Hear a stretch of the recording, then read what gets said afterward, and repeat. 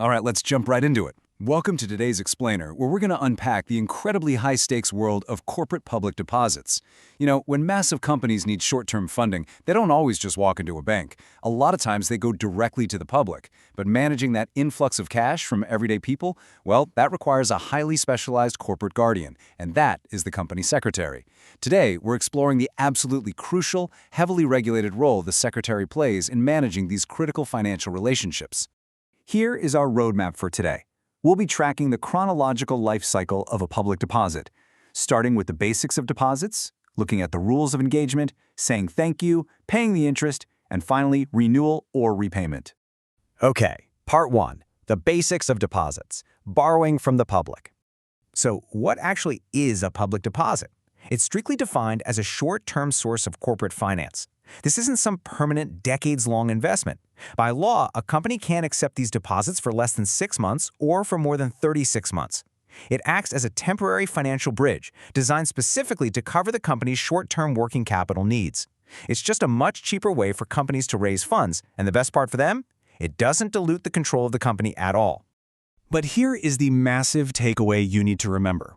Because they're lending money directly to the company, depositors officially become creditors. They are not shareholders. They are everyday people to whom the company owes a literal debt. And because accepting deposits can be pretty risky if a company defaults, the company secretary's communication with these folks isn't just basic customer service. It is a massive legal responsibility executed right on behalf of the board of directors. Moving right along to Section 2, Rules of Engagement, the Secretary's Playbook.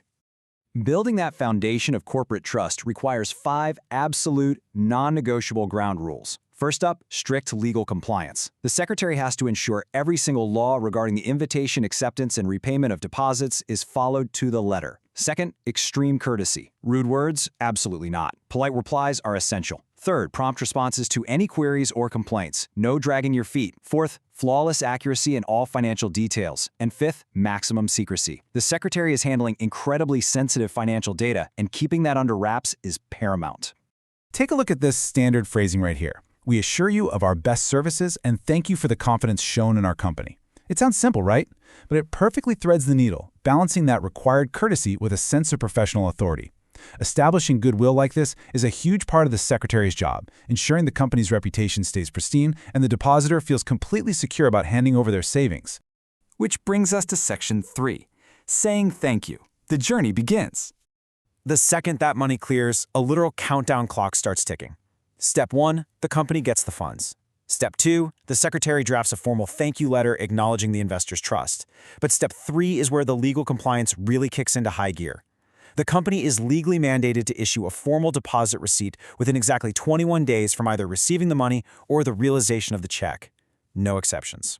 If you look at how these letters are actually structured, it's pretty wild how specific they are.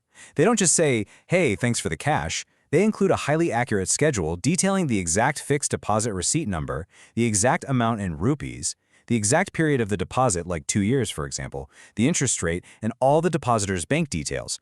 The secretary has to be exceptionally precise here to prevent any messy legal disputes down the road.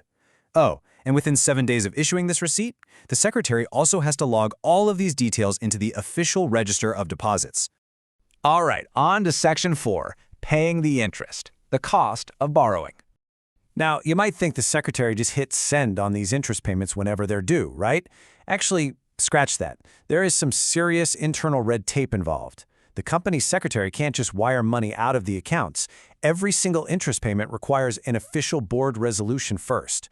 Only then does the secretary communicate the board's decision confirming the interest is due and spelling out the gross amount, any tax deducted at source, and the final net amount payable. And how does that money actually get delivered? The secretary usually juggles 2 main methods. On one hand, you've got physical interest warrants. These are basically old-school paper checks mailed to the depositor's registered address with a nice explanatory letter. On the other hand, we have modern electronic payment modes, things like ECS or NEFT, which wire that net amount instantly into their bank account. But whether it's paper or digital, both require meticulous correspondence so the depositor knows exactly what's hitting their account. To put this all into perspective, these routine interest payments aren't just isolated administrative chores. They are a vital heartbeat within the massive, highly regulated cash flow of the broader corporate financial market. The efficiency with which a company uses these funds and reliably pays its creditors is literally fundamental to its survival, not to mention its perception on the stock market. Which leads us to our final act, Section 5, renewal or repayment, the crossroads of maturity. So the 6 to 36-month term is coming to a close, but the Secretary can't just sit around waiting for that maturity date to sneak up. They have to be incredibly proactive. They're actually required to send out printed renewal application forms to all depositors a full month before the maturity date even hits. Once that date arrives, the depositor is standing at a crossroads, and there are two distinct outcomes. Option A is the renewal of deposit. If the depositor decides they want to keep their money riding with the company, they submit that renewal form. From there, the Secretary essentially hits the reset button.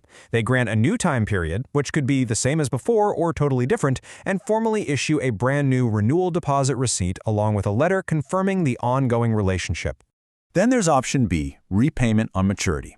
If the depositor wants out, the Secretary has to flawlessly orchestrate the prompt return of their principal amount, exactly as it was outlined in the original terms.